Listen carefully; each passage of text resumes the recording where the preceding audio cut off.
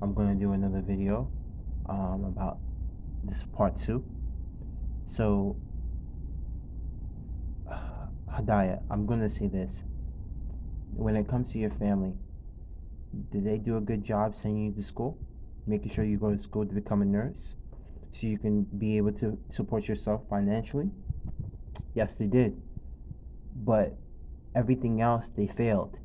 Okay, emotionally, psychologically, uh, abuse you. You're gonna deny it. You're gonna defend them, and I don't care. I'm just gonna tell it like it is. I'm gonna tell the truth. It's not my opinion. You're gonna say it's my opinion. No, it's not.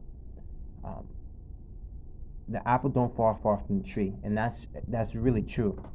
And so I'm just gonna say it how it is. Tell it like it is. I'm not your little boy. It's a song. Just tell it like it is. I'm not your little boy. It's an old song. It's an oldie. Um,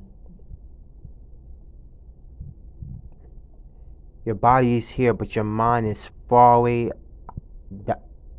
on the other side of town. That's from a song, right? Old people back in the day, I heard this saying like, "Oh yeah, I get it," but but basically, like what I'm saying, why am I saying this? Well, because you have no integrity. But what I've learned from you, you have no morals, um, character, a spine. Um, you have no inner strength or inner voice. You don't trust yourself. You don't listen to your intuition. You don't do what's right. You don't. And it's not about right and wrong, but you don't do what's best for your higher self. Um, and you don't fight for your right. You have free will, and you don't fight for it. You just allow people to do and tell you and do whatever they want to you, and you listen to those who don't mean you well. You know deep down your mother is no good, your father's no good, your brother and your sisters are no good. Okay, first of all, we live in a world that has way more than 7 point something billion people on the planet. More than that. And you're telling me your mother and your father are second generation cousins by blood, and they had sex and had a couple of kids. Can you imagine what that does to you psychologically? What that does to the DNA of the bloodline? It taints the bloodline, okay? And genetically, it alters your brain. So hence, you're coming back. You're really setting up yourself for failure, spiritually speaking, because you can be manipulated by other forces because you've came into a world of darkness, and not only you come into a world of darkness, you're bringing in darkness by sleeping with your cousin, your mother, and your father. Shame on them. I've seen a lot of Muslims, Arabic, Pakistani people. They're not gonna like what I have to say. I don't give a shit. I'm just gonna say it like it is. Okay, I've seen people at the mall and their kids are mentally retarded. You keep defending this bullshit. Okay, you can walk, you can talk, you can breathe, you can eat, you can do the things that you can do, right? You're happy you have those. What about those other people? What about your family members who can't do that because your family decided to have sex with each other and push their kid? First of all, what about that kid's right? What about that kid's free will? You took that kid's free will, that that soul, a light that's beautiful, because we are all beautiful in nature. We are all beautiful, and we come from the purest part source, the Godhead, what they call the heaven, whatever, the most brightest part you can ever imagine. And you're telling me that you're gonna bring a kid into a world dysfunctional? Like, how selfish can you be? How selfish can you be to bring a kid into a world because you chose negativity, because you chose to sleep with each other, cousins chose to sleep with each other and produce negativity, hence creating karma. And now that kid has to suffer, go through a life full of pain and misery. And the whole time you had someone like me who's been trying to help you, and you fought me every step of the way, but you were okay, and you defending this? There's something wrong with you. There has to be serious consequences. You have to go through a lot of pain before you wake out of it and see the truth. You have to go through a lot of pain before you do what's right and come from your higher self, your higher source. Because what you're doing is just psychotic. What you and your family is doing psychotic.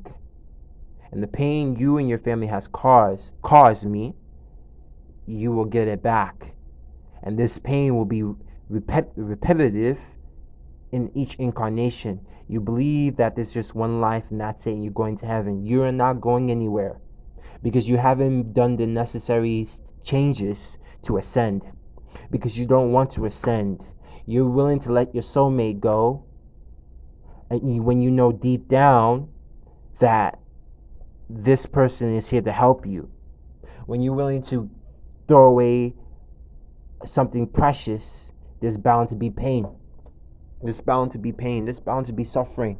And this is what you're doing. You're playing a game where you will suffer in the long run, and it's not going to be, it's not going to be, it's not going to be cool, because you had this person come back for you over and over and over, lifetime after lifetime, and you refuse to change. You keep playing games, and you think it's okay, and you say you love the person. This is like my stepmother. I love you, but I beat you, treat you poorly, and have you sleeping in the grass outside, eating out the trash can. But I love you. It's the same mentality. I love you, like my friend's wife. I love you, but I'm going to try to kill you. But I love you. This is not love. This is the opposite of love. If you love someone, like you say you do, you would change. You would do what is best for yourself, and you would do what is best for the other person. And you will rise regardless of the pain. You see, your sister had a conversation with you the other day, and she laughed at the situation, and she said, called you crazy, and she was talking down on me, and she was talking bad about me when she's the one in the wrong. Okay, listen, I had a friend named Kush. I don't remember his real name, but they used to call him Kush. He talked about my friend. I had to put him in this place, okay? And I ended the relationship. Why? With me and Kush. Because I told him, you're not going to disrespect my friend.